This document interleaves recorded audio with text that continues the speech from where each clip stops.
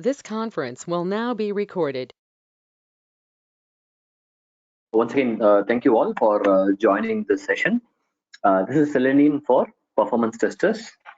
The crash course we have planned for the next weekend, next Saturday and Sunday. Close to 4.5 hours of session would be conducted next week. It's 2 hours on Saturday and 2 hours on Sunday. And totally, yeah, it's going to be around 4.5 hours is what I would say. Okay. So why we are conducting this Selenium for performance testers, right? Uh, kind of a background. Okay, so today we might be doing all these activities related to the performance testing, right? Non-functional requirements, scripting, executions, analysis, reporting. That's a typical end-to-end activities that we do for any performance testing project. Okay, so if I wanted to upskill myself to the next level, okay, to make sure that I'm ready for the next job or next role, or to cope up with the market, to cope up with the demand from the project teams, I have to upskill myself to definitely from where I am, what I'm doing today, from a performance testing to other things. So when I say other things, there are a lot of things where we can move into or upskill or cross skill, right? DevOps is something which is very common, very most talked terminology the last 3-4 years. And performance testing in DevOps is also something. It's still emerging, it's still evolving, but that is one of the area where we can expand our knowledge, right? Similarly, you have the cloud. Cloud is everywhere, right? Every project, every customer, every enterprise, they are moving, they have already moved or they are moving. That is purely from the operational perspective, to take the advantage of cloud, so that I don't need to take care of maintaining the missions, operational activities, so scalability aspect especially. So there are a lot of things happens around cloud, which makes our job easy. So application gets migrated to the cloud and getting developed as well within the cloud using the cloud services. So performance testing in the cloud, or knowing about the AWS services, Azure services, is also something is going to help us in taking up the new role.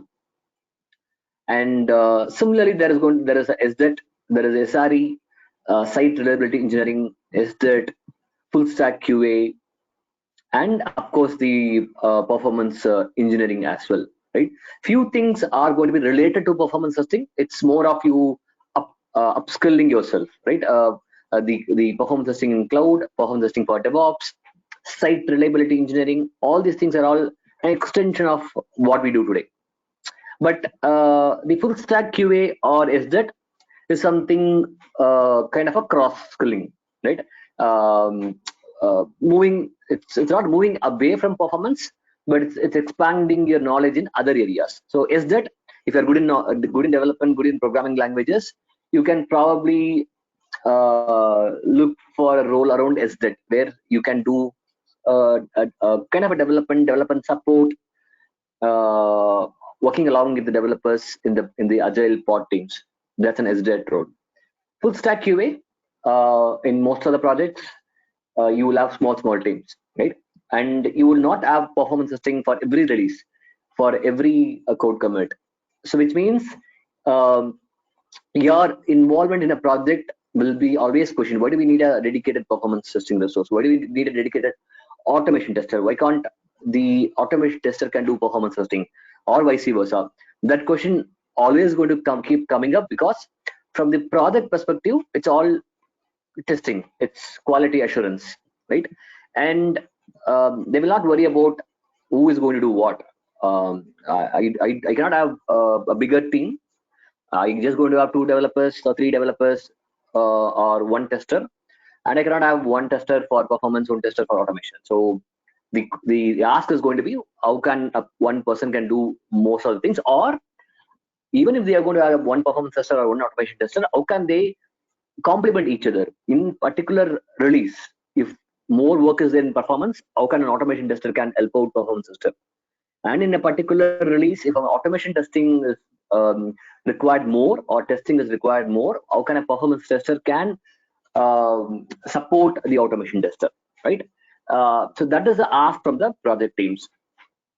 So the one which we picked for this crash course is the Selenium for performance testers, because what we have seen in most of the project is the automation testers, since they are already technical, since they are already using Eclipse or they are using Java, because Selenium is not a Java based library, Java based programming, right? So all these automation testers are good in Eclipse or similar IDEs. They are good in this Maven, Gradle, all kind of a development oriented things, and they do coding because Selenium will require you to do coding to a certain level. You no need to be a real programmer to write Selenium. That is, maybe you want to do an advanced Selenium automation, you might need to learn a lot of things as you start working on. But to start with, it's not required for you to mandatorily know Java or any other programming language. So what it means is, the automation testers, they started to do performance testing very easily. Yes, of course, they're not going to come into analysis or bottleneck analysis or engineering stuff, but from a scripting perspective or some basic execution, they, or at least taking the existing scripts, existing scenarios, they could able to easily do it. But other way around, we are, as a performance tester, we are not able to easily go and take those their scripts and then enhance it or fix it. There's always a kind of a what to say, kind of a bottleneck for us, or the kind of mindset, whether is it possible for me to do it or not, right? So through this course, we wanted to achieve a couple of things. One, we wanted to make sure our performance tester gets a basic knowledge of Selenium. That is, when I say basic, whatever is required for him to do the supporting work, to support the automation testers, number one. To work with automation tester, to understand how he might be doing the scripting, how we can actually take the scripting and do an enhancement, or do the execution, right? To that level at least, or that is number one objective, right? How can you in a project can support an automation tester? You are not going to do a exhaustive very complicated scripting. At least you should be able to take the Eclipse, install the required libraries, and then do the recording, do the required enhancements, and then we run the scripts and understand how the error handlings are done, how the exception handling are done, how the screenshots are taken, how the you do the reporting. That part, I mean, that in fact that covers the complete life cycle of a Selenium anyway.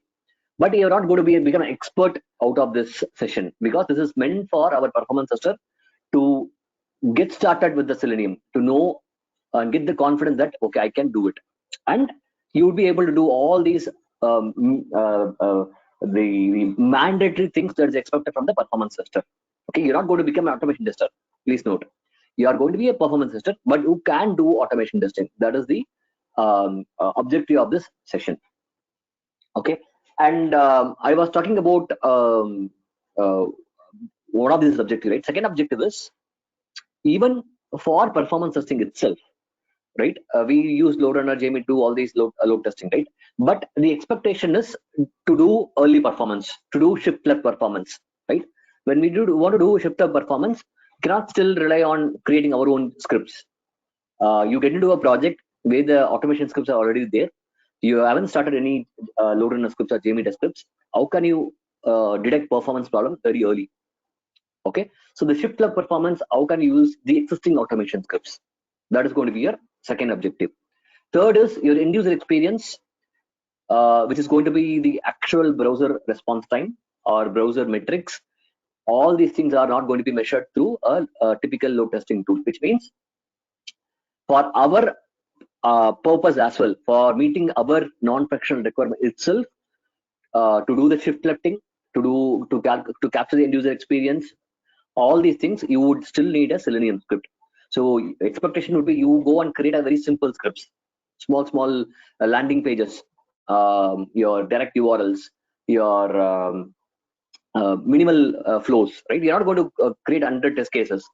Minimal transactions or critical transaction alone, you need to create your own Selenium script and then run it to capture the response time, page size, all the different end user metrics. You need to capture it. Okay, so these are the three objectives why we should go and learn the automation testing or Selenium. And with that, what you're going to do is there's a concept called T-shaped skill set, right? You are going to be deep enough from the performance testing point of view. Yes, you are a performance tester, you might learn performance engineering or other part of performance monitoring, all these things. But from a T-shaped skill set, you should start getting the broader knowledge, right? When I say broader knowledge, it could be security testing, or it could be usability, or it could be automation testing. Okay, so you have one broad knowledge.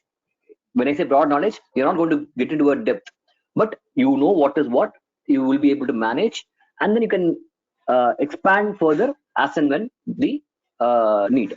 And you have one deep knowledge in the performance testing, which you already have it. I believe all the people who have joined, you might have already know this, right? Performance testing. So that is what we are trying to do with the session. And again, when it comes to we are going to see all these things in the session anyway. When it comes to performance testing or automation testing, right? Both the places you're going to do create scripts, both the places you're going to do execution, both the places you're going to do some reporting, right? From the process wise, nothing is going to change. So when it comes to scripting, the basic difference between your performance and automation is, in the performance, we are going to, still it's going to be the same site, right? Say for example, if you're going to do a testing on Flipkart, you will also do a scripting on Flipkart, and automation testers will also do a recording on the Flipkart. The way you do a recording is, you will go and record the traffic, the one which goes out of your browser and then comes to the browser. That is what you will record it and replay it as part of the performance testing. But the automation tester will not look into the what goes out, what comes in. He doesn't worry about all this traffic. He is going to look into the UI elements, the HTML objects, the page. You might have login buttons, you will have some links, you will have the text fields, you will have images. All these are elements or objects, right? And an automation tester will go and click these objects, click these links, click the images, and capture the each element or each link will have some unique ID. Okay, that is what he will try to record and replay it using the same ID. Okay, that's a basic difference between what an automation tester is going to say. Exactly the same thing. He is going to navigate and record it. You also going to navigate and record it. In LoadRunner or JMeter, it is going to record all the HTTP traffic. But in the automation testing, the automation tool are going to capture the UI elements. Where you click, what you click, what is that object ID, element ID, or class ID, whatever it is.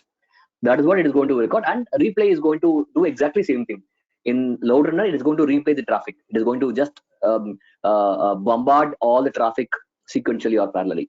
In the automation testing, it is going to go and whichever you recorded, it is going to go and click those text fields. It is go and click your buttons. That's a basic difference between these two things, which means it is not a totally new thing that we are going to learn. Most of the process wise, we know what to do. Just that the way it is done is different in both the places. So it is not totally new that we are going to learn and struggle. No, it is going to be pretty easy only. Okay, so in the session, right, 2 days, when I say today, the next weekend, Saturday and Sunday, each day 2.5 hours each day, right? This is what we are going to learn from the course. Okay, so we're going to look into the concepts, the automation testing concepts, Selenium basics, the basics about the HTML and object, for you to know what is there in your HTML page and what all those things are called objects or elements, how it is going to be used for recording or replaying it. That basics around that is what we are going to look into, the concepts and basics. And then we will see what all software are required for you to do this scripting or execution. Your Chrome drivers or Firefox drivers, all the IDE, the jars, Eclipse, all these things which is required for you to do the automation testing, automation recording or execution. That is what we are going to see it in the session 2. And you are going to see how we are going to record using the your Selenium IDE plugins. And we look into different locators. How can I locate a particular element? I can locate a particular element, a text box using a class ID or element ID or XPath. So all these different locators, we will look into it, and then we will try to use both the your Chrome plugin and also the developer tool to do all these recording and creating the scripts. And then we will use those recorded script in the browser, take it to the Eclipse, and within the Eclipse we have to go and install few dependencies. We have to add few things to the build path to make that Eclipse ready for your Selenium. We will see how to make your Eclipse ready for the Selenium, and then we'll go and create the script, Selenium script in Eclipse, and then we'll go and enhance it. We'll add errors and exceptions, and then we'll see how we are going to create multiple test cases in the Selenium, and we'll go and integrate with some of the reporting formats so that the results or the output comes into the specific format. All these things that is from a Selenium perspective, we will look into it initially. Okay, and that is one major chunk, right? For you to get used to Selenium world, for you to confidently go and use a developer tool, use the Chrome plugin to do the recording, to analyze each and every click, and then create a script in Eclipse, enhance it, execute it, reporting. All these things are pretty much around the Selenium itself. And then the second part is going to be even more important for us. How can I make use of the same script now what I created to extract the performance metrics? Or how can I reuse the existing automation scripts? Either you create it or you can take it from your automation testing team and use the same Selenium script. How can you go and get early performance data? So we'll look into the concepts of navigation APIs, paint APIs. All these things are all browser APIs through which we can get a lot of response time related details.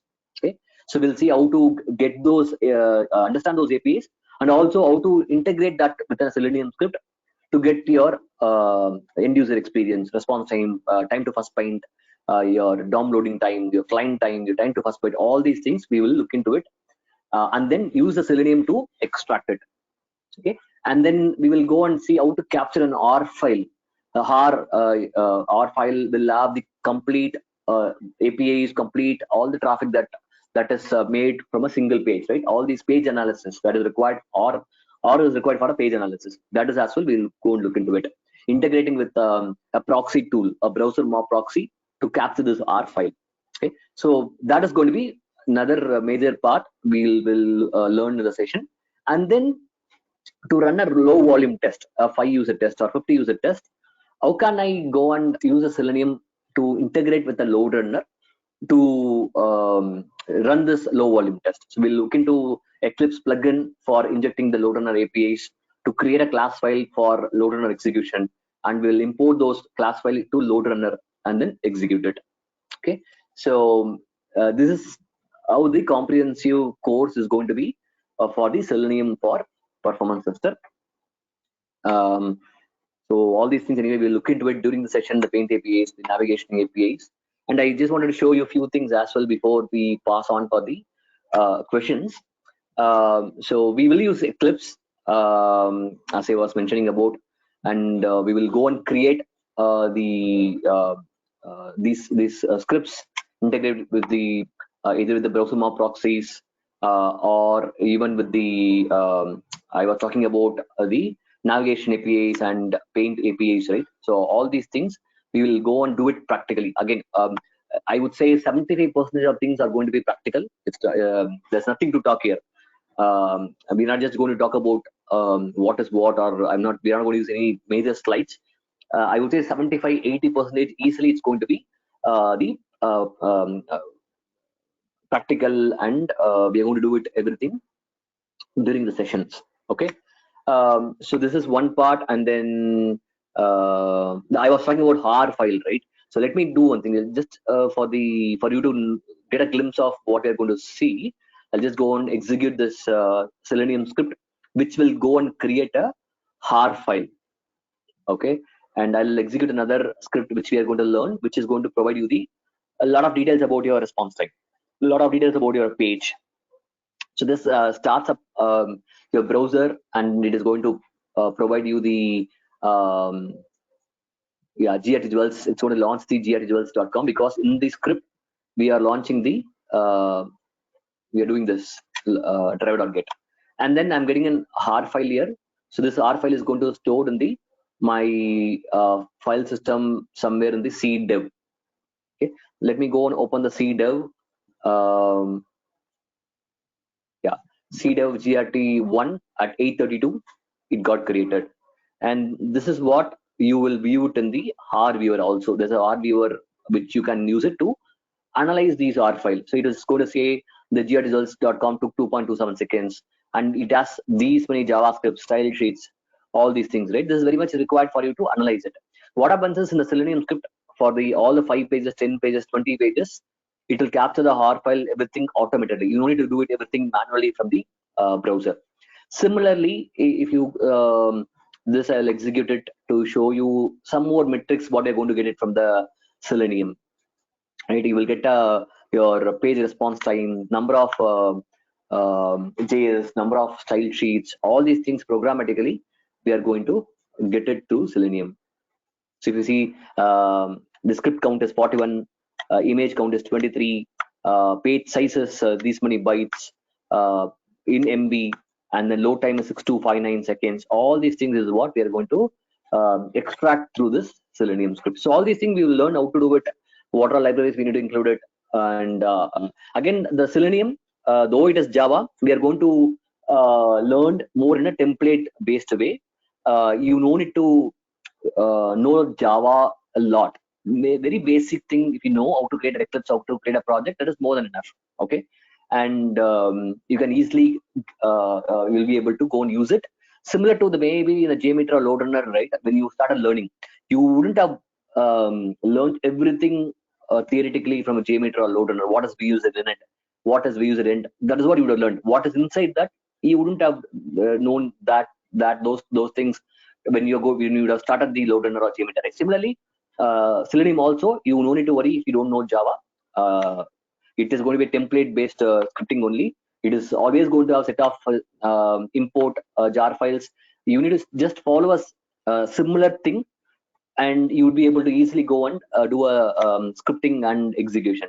Okay, and as you start using it continuously, you would end up learning a lot of things, and you would get comfortable. So don't worry if you don't know Java, whether I would be able to do the Selenium or not.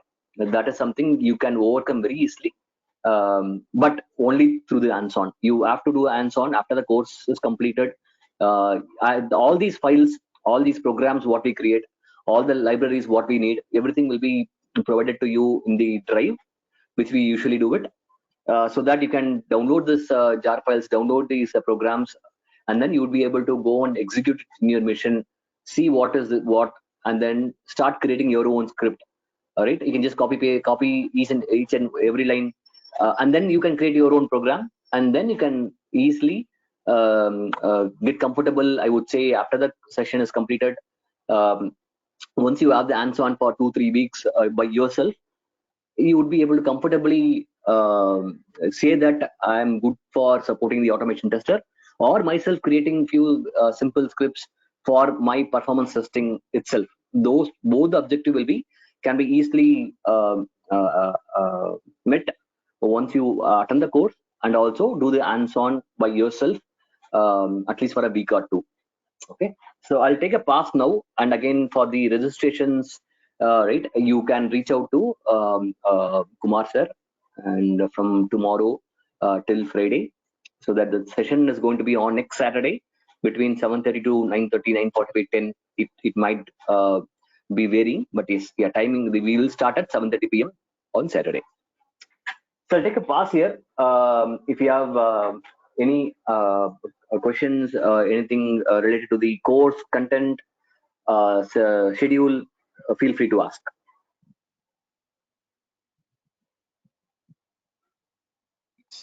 Yes, Satish, this is BVS. I mean, do you cover in this particular session a JMeter tool to integrate with Selenium or only LoadRunner? So in this course, we are going to integrate only with the load runner. But for JMeter, we will try to provide the required documentation or information about how to integrate Selenium with JMeter. But in the course, whatever that is mentioned is what going to be covered.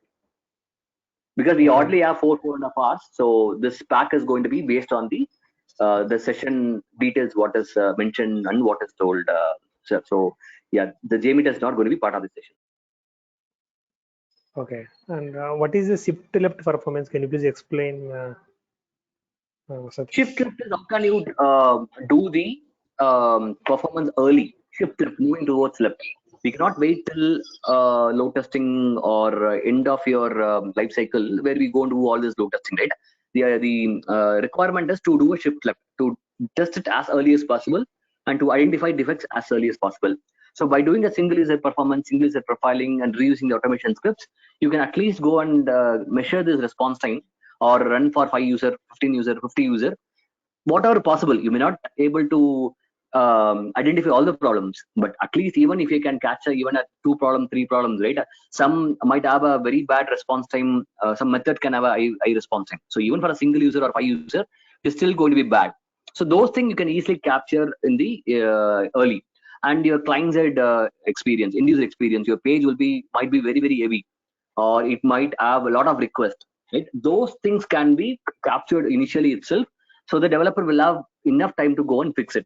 Otherwise, we come at the late in the stage, we run the test, identify problem, they will not be have time to fix it, which means your production deployment will get delayed. So that is a meaning of shift left. Okay. I mean, what is the difference between SJET and site reliability? I mean, high level, Satish. Is that and Site reliability engineer, somewhat your first PPT showed that.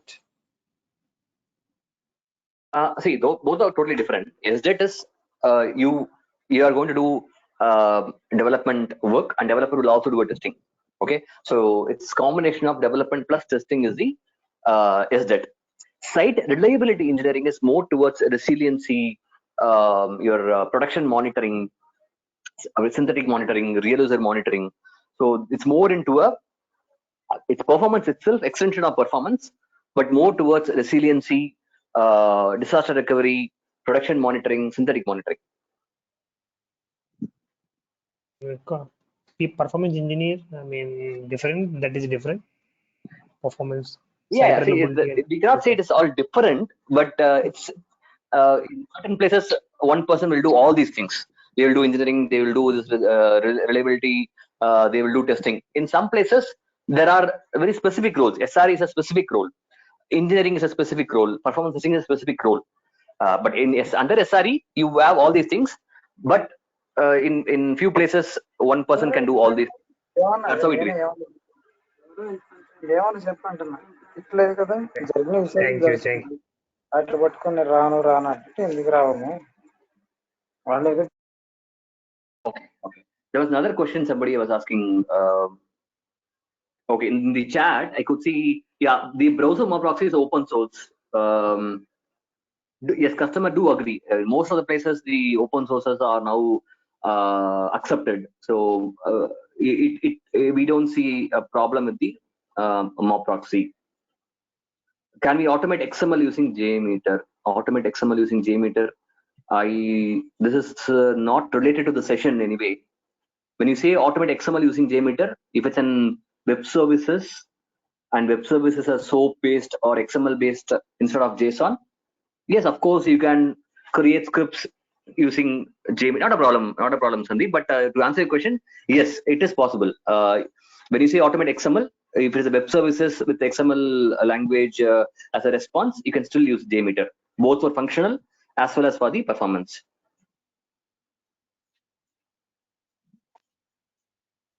Hi Sadish, my name is Shashi. Is there any possibility like you will be teaching for the mobile performance testing? Mobile performance testing in terms of what? App performance, to gauge the app performance. Again, that is not related to the session. Yeah, I know. Yeah. Yeah, but we do have other courses, complete client-side performance where we cover both mobile and web. You can just keep checking with Kumar, or Kumar also might have some videos with the client-side performance, or whenever the sessions are going to be in the future, we will let you know. Yeah, there are courses. Okay. Yeah, thanks. I'll get connected with Kumar. Yeah. No problem. Fine, guys. If you have further questions on the session, right, feel free to reach out to me in the chat in the WhatsApp group, or regarding the fees or schedule or anything else, you can also reach out to Kumar sir. But more specifically to the technical part of it or the course content, if you have any doubts, yeah, please ping me or ping in the WhatsApp. Okay. Yeah, thank you. And yes, the course is going to be held next week. Saturday. I mean, I say next week. Today is Saturday, and it's on next Saturday. So to say exactly, the date would be on 26 and 27. Okay. Thank you, guys. Thanks for your time, and we will meet next week. And thanks, Suresh. Thank you. Thank you. Thank you.